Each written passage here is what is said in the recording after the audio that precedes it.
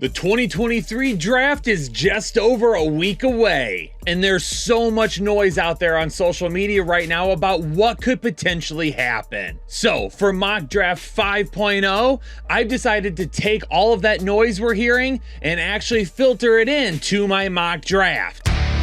So if the talking heads and the insiders are all correct, is this really what the draft could look like this year? Before we kick off this mock, just a reminder, these are not my predictions. This mock draft is about taking all the things that we're hearing from insiders, beat reporters, talking heads, people that think they know what's going to happen, and seeing how a mock draft would play out. Next week, when I drop my final mock draft before the actual draft kicks off, those will be all of my predictions. So make sure you check this one out and stay tuned for my final predictions next week. Things seem to change daily with the Carolina Panthers, and every day they seem to be enamored with a new quarterback. But the current reports that we are hearing is that Bryce Young is now the favorite to go number 1 overall. ESPN 97.5 out of Houston is reporting that the organization is split on who they would like at number 2 overall, and CJ Stroud is right there in the conversation, but appears to slightly be favored among most people. Over the last few days, I've started to see more people say that Tennessee moving up with Arizona is an extreme possibility. Arizona is shopping the pick. Tennessee moving up to grab a guy like Will Levis, who would fit directly into their system and be able to sit behind a guy like Ryan Tannehill for maybe a year, would be a really actually good landing spot for him. I could see this happening. Reports continue to say that the Colts will be just fine with any of the top 4 quarterbacks, and they get a guy in Anthony Richardson that has probably the highest ceiling of anybody in the draft. Imagine your excitement as the Seattle front office when 4 quarterbacks start the draft and Will Anderson, the best defensive player this year, falls right into your lap at a position of need. Brad Holmes has come out in public and defended Jalen Carter, saying that if he had social media when he was in college, people probably wouldn't have liked him very much either. Those are some pretty strong words defending a player that's not even on your team yet. And to top it off, it sounds like Jalen Carter had a really good visit with Dan Campbell and the Lions. This could end up happening, and the Lions defense would get even scarier. There have been multiple reports that the Las Vegas Raiders have been focusing on the cornerback position during a lot of their visits over the last couple of weeks. And the top cornerback in this draft, Christian Gonzalez, falls right into their lap. A run-heavy offense like the Atlanta Falcons would probably love to have Bijan Robinson here, but I'm going to throw in Tyree Wilson instead, because a lot of beat reporters and insiders seem to agree that the Falcons focusing on their edge rush would be what is best for them at this pick. Almost everyone that writes about the Chicago Bears agree that going with an offensive tackle here would be the best case scenario for this team, and Paris Johnson seems to be the guy that I hear over and over and over about falling right here to the Chicago Bears. Lucas Van Ness might have one of the highest upsides of any defensive players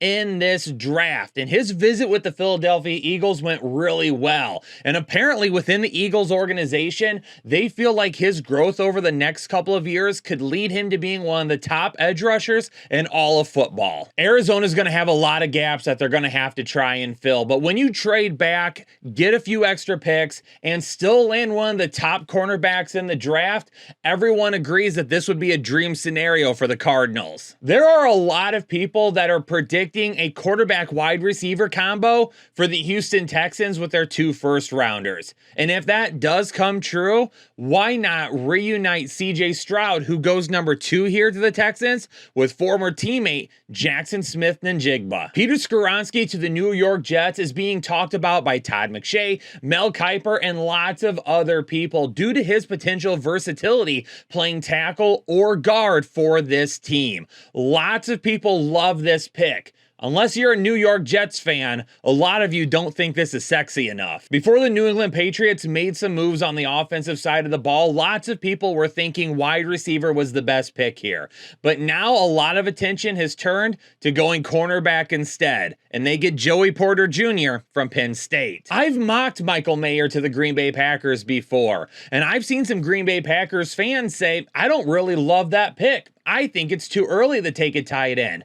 But then when you go on social media, message boards, and everywhere else you can look, actually, it's the other way around. Green Bay Packers fans really seem to love Michael Mayer right here. Plus, tight ends have really been a big focus of the visits that the Packers have been setting up. They clearly want to help that position. This might surprise you, but maybe Vegas knows something that we don't. The current odds for the Philadelphia Eagles to draft Bijan Robinson are the same as the Washington Commanders. That is right, even Vegas thinks Washington could go with Bijan if he falls all the way down here.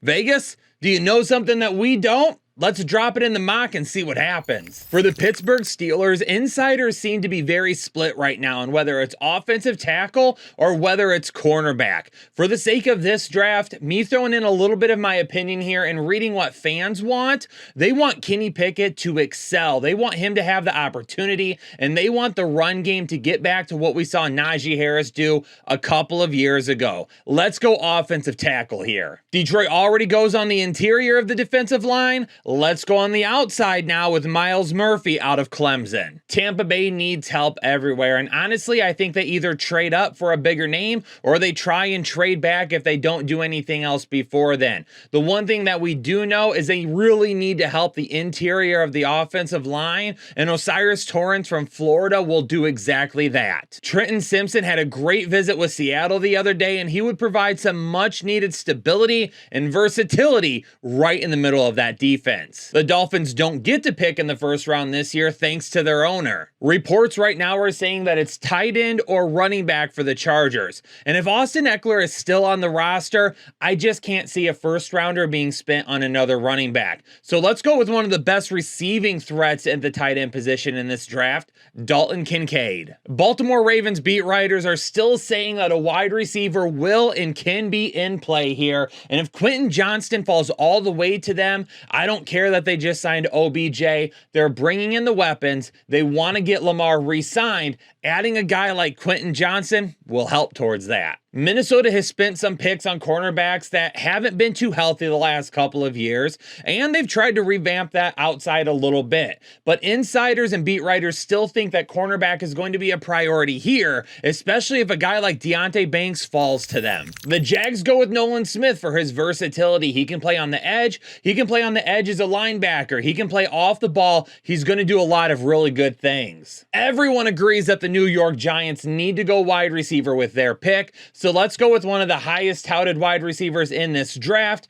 Jordan Addison. Elijah Cansey has been a fast riser since the combine, and there's a lot of beat writers out there who say that if he were to fall to Dallas here, Dallas would be stupid not to invest in him. When I read through different websites about what the Buffalo Bills may need, Jalen Hyatt's name comes up more than any other wide receiver this late in the draft. I don't know why, but Bills writers seem to really think that this guy could come in and help out that offense, especially given Gabe Davis coming off of a down year and the potential of Stephon Diggs being moved next season. The Bengals going with Darnell Wright here out of Tennessee is really going to depend on whether or not they move Jonah Williams before then. However, there continues to be talk that he wants to be traded. We'll see what happens. The Saints really need help on the defensive line, whether it be the interior or out on the edge. And a lot of the guys that mock drafters and insiders are saying that the Saints will pick don't fall in this mock draft. So from Northwestern, we're going to go with Adeborie,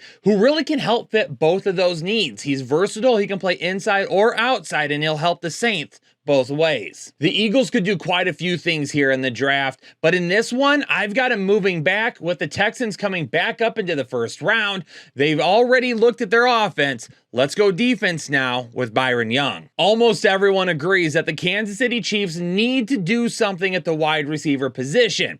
Do they do it now in the first round? Do they trade back? Do they address it later on? I think they go with Josh Downs out of North Carolina. There you had it, everybody. Again, these were not my predictions. This was just me doing a whole lot of research, seeing what everyone was saying about each team, what some of the most popular picks were, and then putting them in here to just kind of give you guys a sense of what the word is right now out there. Some of it might be false, some of it might be true, but in this mock draft, we at least see what it would look like. So make sure you stay tuned to next week, because next week for mock draft 6.0, I'm going to be dropping my final predictions on what will happen during the first round of the draft. Jake, myself, Taylor, Ethan, we're all going to be over there. Big Mac himself is joining us. We're going to be in Kansas City at the draft, covering it for all of you. Hit that like button for me. Subscribe if you're new here to the channel. Leave me a comment down below. Who do you want your team to draft? Be realistic with it at where they're at in the first round. Stay safe and healthy, everybody, and I'll catch you on the next episode of the Fantasy Headliners.